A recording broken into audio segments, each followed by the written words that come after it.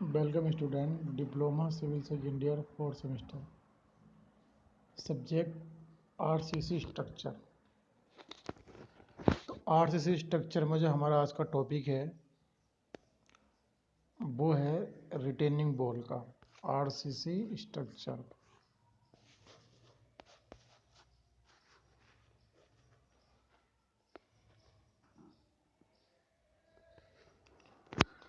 तो क्वेश्चन है कि the stem of the counterfort retaining wall is designed as. एक काउंटरफोर्ट धारक दीवारों के स्टेम को किसके रूप में डिजाइन किया जाता है? तो इसका आंसर है सी, कंटिन्यूअस स्लेब। काउंटरफोर्ट रिटेनिंग बॉल के स्टेम की डिजाइन कंटिन्यूअस स्लेब की तरह की जाती है। तो काउंटरफोर्ट तो जिस तरीके से दिखा रखा है उन्होंने, दीवार दिखा रखी है रिटेनिंग बॉल। तो यहाँ पे ये इसका टो है, ये इसका हील है, ये हमारा सबसे ऊपर का भाग स्टेम है, ये हमारा काउंटरफोर्ट एरिया। तो काउंटरफोर्ट रिटेनिंग बॉल के स्टेम की डिजाइनेड कंटिन्यूअस बीम स्लेब की तरह की जाती है। कंटिन्यूअस स्लेब, जब स्लेब का स्पान अधिक होता है तो अत्यधिक मोटी स्लेब डालनी पड़ती है जो कि मितव्ययी नहीं है, और स्पान को कम करने के लिए स्लेब के नीचे उचित दूरी पर प्रिवलित कंक्रीट बीम डालनी पड़ती है, और जिसका निर्माण स्लेब के साथ एकांश में होता है, और इस प्रकार स्लेब कई आलम्बों पर टिकी होने के कारण कंटिन्यूअस स्लेब कहलाती है। तो कंटिन्यूअस स्लेब वही होगी जैसे बहुत सारे हमारे पास, ये हमारे पास स्लेब है, इसकी बहुत सारी सपोर्ट हैं, तो ये हमारे कहलाएगी कंटिन्यूअस स्लेब। तो काउंटरफोर्ट जो रिटेनिंग बॉल के स्टेम की डिजाइनिंग कंटिन्यूअस स्लेब की तरह की जाती है। तो काउंटरफोर्ट रिटेनिंग बॉल के स्टेम को किस रूप में दिया जाता है? कंटिन्यूअस स्लेब की तरह। अगला क्वेश्चन है कि एक counterfort retaining wall will be designed when the height of backfill to retain it the exist. एक पुस्ता प्रतिधारा दीवार का निर्माण किया जाएगा जब निर्धारित साइड भराव की ऊंचाई 6 मीटर से अधिक हो जाती है। तो पुस्ता प्रतिधारा दीवार काउंटरफोर्ट रिटेनिंग वॉल का निर्माण 6 मीटर ऊंचाई से अधिक के लिए यूज करते हैं। काउंटरफोर्ट रिटेनिंग वॉल का निर्माण 6 मीटर ऊंचाई से अधिक के लिए यूज करते हैं। 6 मीटर से कम के लिए टी आकार तो एल आकार प्रतिधारा दीवार उपयुक्त है।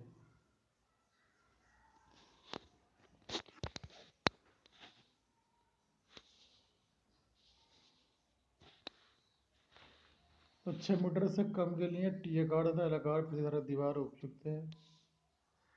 पुस्ता प्रतिधारा दीवार के स्टेम और हेल का अभिकल्पन कंटिन्यूअस स्लेब की तरह करते हैं।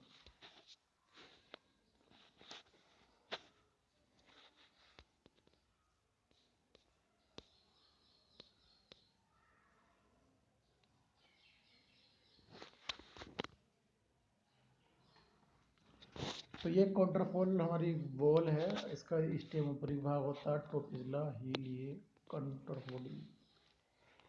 क्वेश्चन अगला है कि a shear key is the provided in the bottom slab of the retaining wall to। एक प्रतिधारक दीवार के स्लेब के आधार पर कर्तन चाबी प्रदान की जाती है। इसका आंसर है B, avoid the failure due to sliding, फिसलन के बचाव के लिए। यदि प्रतिधारक दीवार फिसलन में विफल हो रहा हो तो प्रतिधारक दीवार की निचली स्लेब में कर्तन कुंजी लगाया जाता है।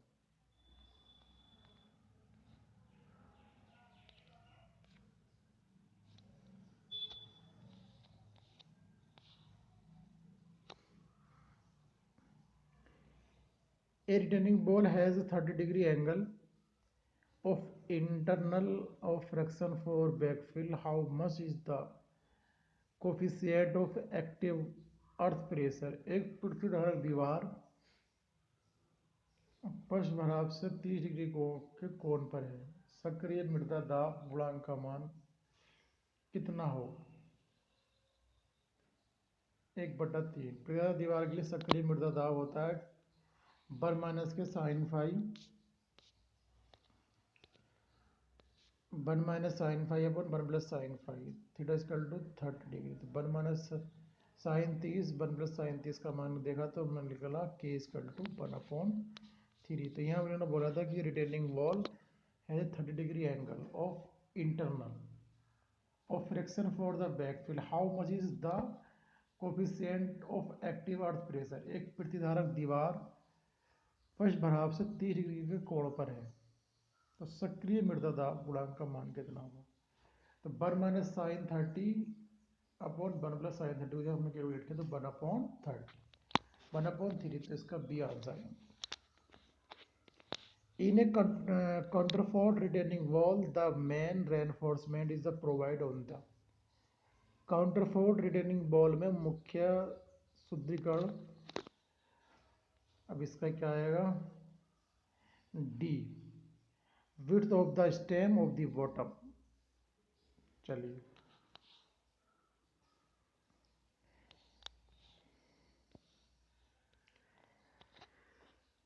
कब सवाल है हमारा अगला। The thickness of base slab of retaining wall generally provides। प्रतिधारक दीवार के आधारी स्लेब को आमतौर पर प्रदान की जाने वाली मोटाई होती है। जो रिटेनिंग वॉल है उसकी जो हमारी सबसे नीचे की स्लेब है वो कितनी मोटी होगी?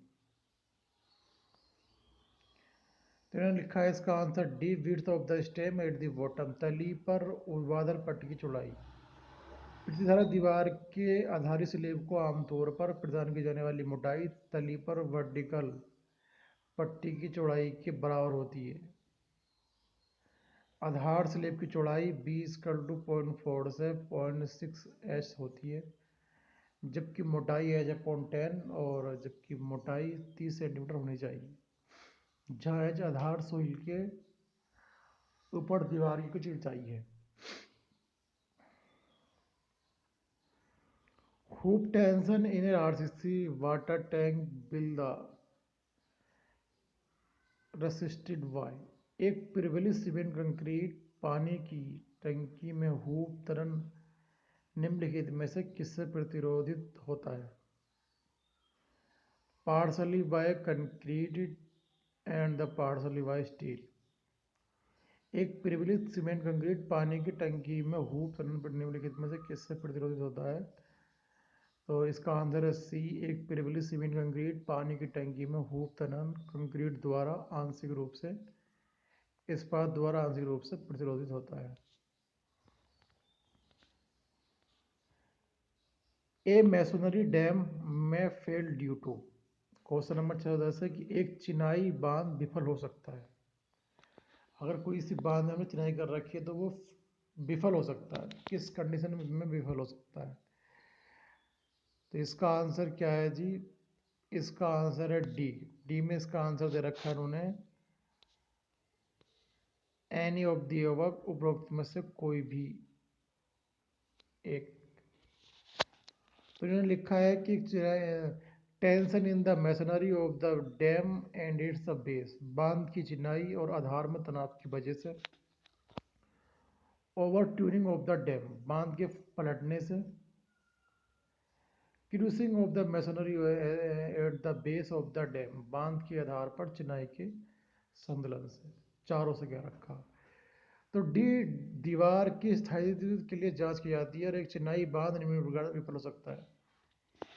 एक कोई चिनाई डैम है वो निम्न प्रकार विफल हो सकता है। नंबर 1, दीवार में चिनाई और आधार में तनाव की वजह से, बांध के पलटने से, बांध के आधार पर चिनाई के संतुलन होने से और आधार तल पर सरक कर विफल होने से। Question number 611, the maximum spacing of vertical reinforcement in RCC well should not exist. RCC दीवार में ऊर्ध्वाधर प्रबलन के बीच अधिकतम दूरी किससे अधिक नहीं होनी चाहिए। दीवार मोटाई का 3 या 450 mm। The maximum spacing of vertical reinforcement RCC. Vertical reinforcement RCC. Well should not exist. RCC दीवार में ऊर्ध्वाधर प्रवरण के बीच अधिकतम दूरी किससे अधिक नहीं होनी चाहिए। बी, दीवार मोटाई का 3 या 450 mm से। आरसीसी दीवार के लिए ऊर्ध्वाधर प्रवरण का अधिकतम अंतराल दीवार की मोटाई के 3 गुने या 450 mm जो न्यूनतम से अधिक नहीं होना चाहिए। Question number 612। In case of reinforced cement concrete, well designed, the ratio of the effective height to thickness shall be limited to। प्रबलित सीमेंट कंक्रीट दीवार डिजाइन में प्रभावी ऊंचाई और मोटाई का अनुपात 30 तक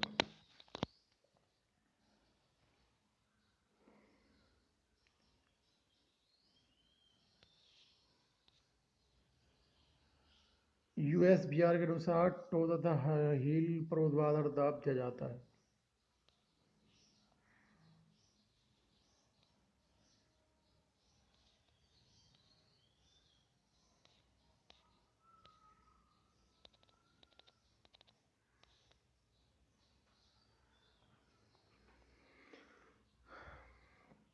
Total pressure on the vertical face of the retaining wall of height x parallel to free surface and from the base at the distance of h ऊंचाई की एक बनाए रखने वाली दीवार के ऊर्ध्वाधर चेहरे पर कुल दबाव मुक्त सतह के समानांतर और आधार से इतनी दूरी पर होता है।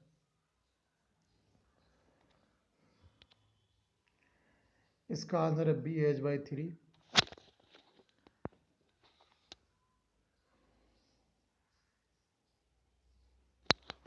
कुछ क्वेश्चन बहुत लेंथी हैं जो आपके लेवल ओ भाई क्या हुआ ये।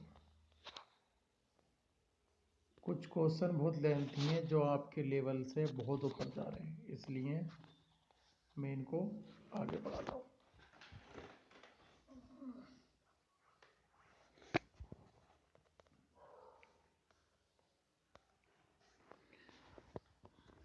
The design of a retaining wall assume that the retained earth। एक प्रतिधारक दीवार का अभिकल्पन यह मानकर किया जाता है कि प्रतिधारक मृदा है, सूखी, नमी से मुक्त है, एकजुट नहीं है, सभी विकल्प सही है।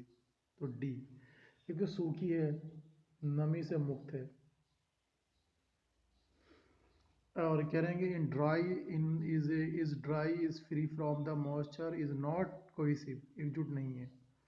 All option all correct. प्रतिधारक दीवार का डिजाइन इस मान्यता के आधार पर डिजाइन किया जाता है कि सोइल जो सूखी और नमी से मुक्त हो तथा संसर्गता का गुण मृदा में न हो। और प्रति रिटेनिंग वॉल पर मुख्यतः दो प्रकार के दाब कार्य करते हैं। अपने भार के कारण उत्पन्न दाब जो ठीक वर्टिकल में कार्य करता है, और दूसरा साइड दाब जो भराव पदार्थ के कारण क्षैतिज लगता है। इन दोनों का परिणामी आधार के मध्य तिहाई से गुजरता है जिससे तनन प्रतिबल निष्क्रिय रहे।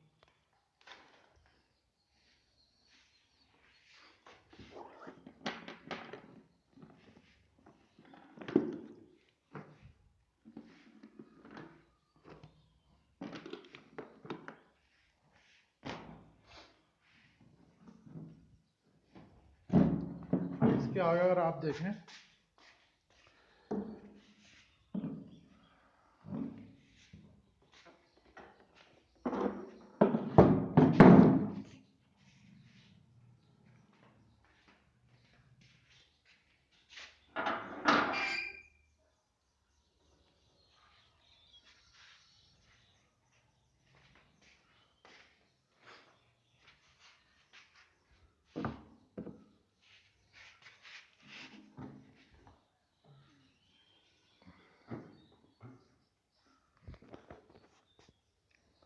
इसके आगे आप देखें, यदि अलग क्वेश्चन है कि if W is the weight of the retaining wall and P is the horizontal earth pressure, the factor of the safety sign the sliding is.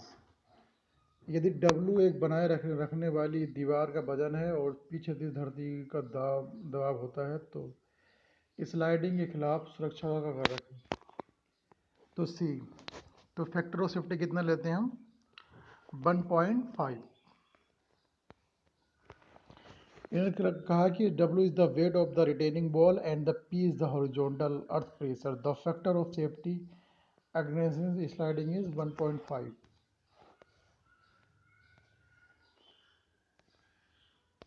इन्होंने इसको एक्सप्लेन भी करा है।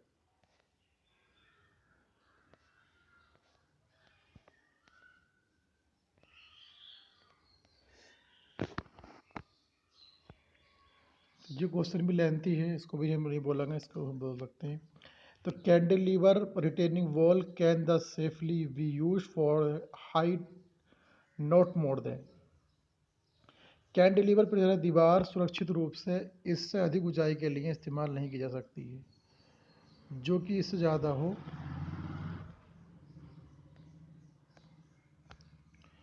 तो इसका आंसर है डी, 6 मीटर से ज़्यादा नहीं बना सकती। तो इसका आंसर है डी, 6 मीटर, यानी कि 6 मीटर। कैंटिलीवर रिटेनिंग वॉल की ऊंचाई सुरक्षित रूप से 6 मीटर से ज़्यादा नहीं होनी चाहिए। तो कैंटिलीवर जो रिटेनिंग वॉल हम बनाते हैं, तो इसकी ऊंचाई 6 मीटर से ऊंची नहीं होनी चाहिए। कैंटिलीवर वॉल को पलटने से रोकने के लिए फैक्टर ऑफ सेफ्टी 1.55 से कम नहीं होना चाहिए, और आगे खिसकने के से रोकने के लिए सुरक्षा कारक का मान 1.4 से कम नहीं होना चाहिए। स्टेम के मुख्य सिरे की ओर बंकन आघूर्ण का मान घटता चला जाता है और यह HQ की दर से घटता है। 6 मीटर ऊंचाई तक T तथा L प्रकार की दीवारें उपयुक्त रहती हैं। The minimum thickness of reinforced concrete walls should be. प्रबलित कंक्रीट की एक दीवार की लघुत्तम मोटाई होनी चाहिए। प्रबलित कंक्रीट की एक दीवार की लघुत्तम ऊंचाई होनी चाहिए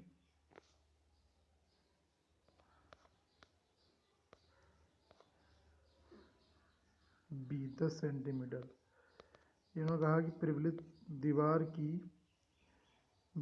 कंक्रीट की एक दीवार की लघुत्तम ऊंचाई होनी चाहिए 10 सेंटीमीटर।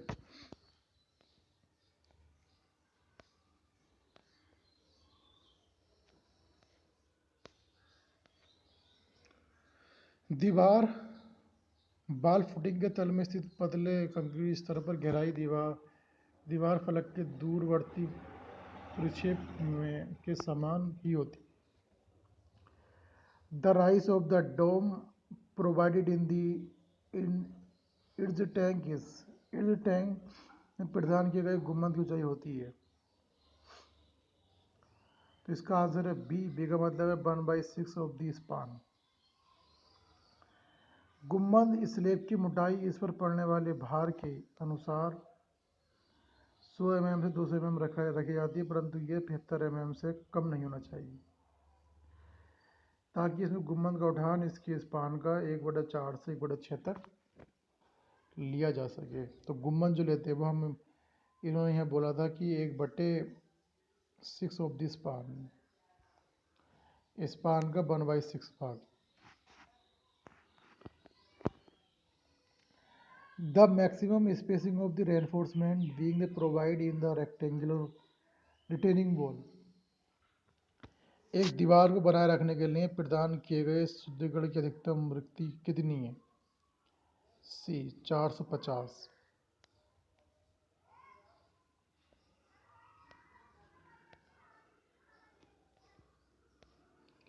क्लियर नहीं दिखाई दे रहा है, इसमें कुछ भी क्लियर नहीं आया। ठीक है जी, इसको आगे हम बढ़ जाते हैं।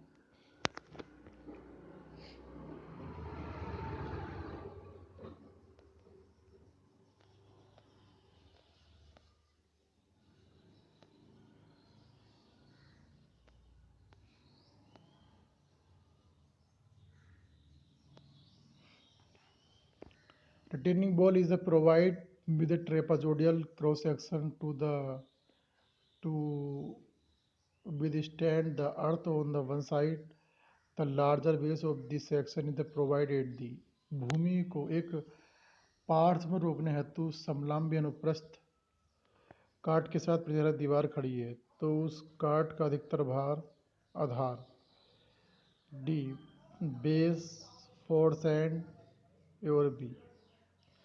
तो भूमि का पार्श्व रोकने के लिए समलंबी अनुप्रस्थ काट के साथ प्रतिधारक दीवार बनाई जाती है, जिसका अधिकांश आधार भराव की ओर दिया जाता है, जो हील कहलाता है। इस पर ऊपर से भराव का भार तथा तली पर मृदा का प्रतिक्रिया दाब पड़ता है।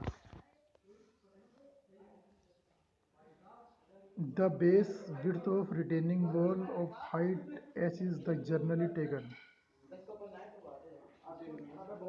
एज ऊंचाई की प्रतिधारक दीवार की आधार चौड़ाई सामान्यतः कितनी होती है?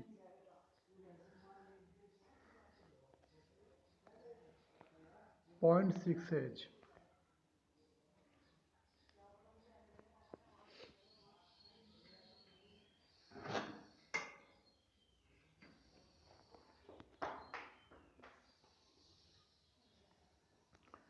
एच ऊंचाई की प्रतिधारक की आधार चौड़ाई सामान्यतः 0.h। ठीक है जी।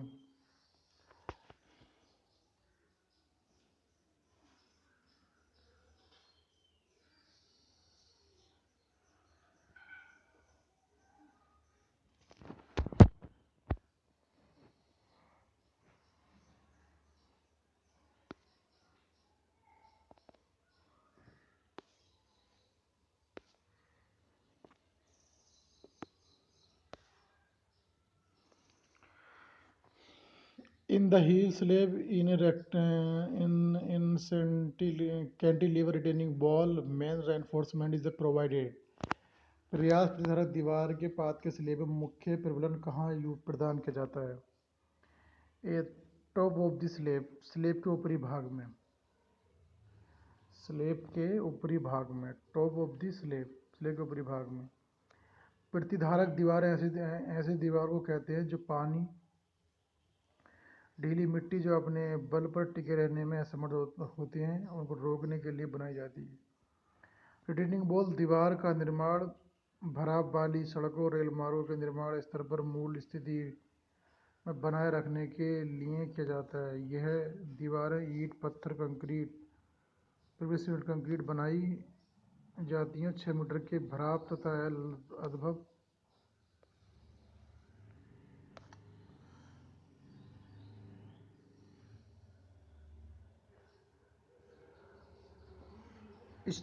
स्टेम के नीचे का भाग जुड़ा रहता है। और तो इसमें क्वेश्चन नंबर 36 में था कि एक प्रतिधारक दीवार के पाद के स्लेब मुख्य प्रबलन कहाँ प्रदान किया जाता है? तो इसका यह है टॉप ऑफ द स्लेब।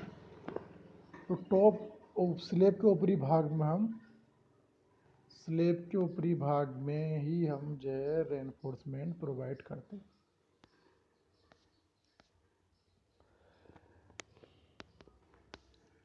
इसमें एक फिगर दिखा रखा है, ये सारी कुछ ये दिखा रखी है इसमें कि ये हमारे पास कोई रिटेनिंग वॉल है, तो ये वर्टिकल 90 पे है, तो इस साइड को हम हील बोलेंगे, इसको हम टो बोलेंगे। तो ये टो हुआ, ये हमारे पास हील है। मेन बार जो है हमारी स्लेब में नीचे डली हुई है, डिस्ट्रीब्यूशन बार भी हमारी डला हुई है। टो हील आधार slab 4h to 6h।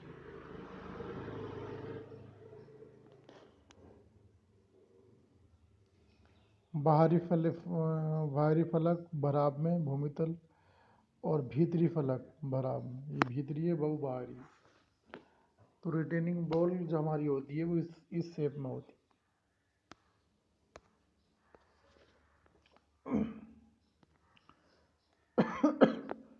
Question 10/631, निम्न में से कौन सा प्रतिधारक दीवार स्वयं के अचल भार के कारण सुरक्षित रहता है? Which types of retaining wall uses its own dead weight to have stability?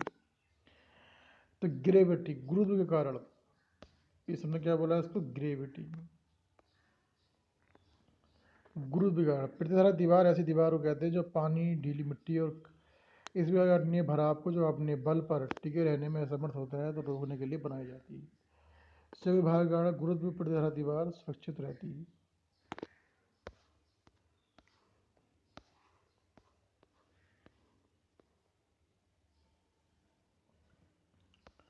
In a RC retaining wall, a shear key is the provided if the एक आरसी प्रतिधारा दीवार में shear चाबी प्रदान की जाती है अगर दीवार फिसलन से बचाव में सुरक्षित नहीं है तो retaining wall is not safe against sliding.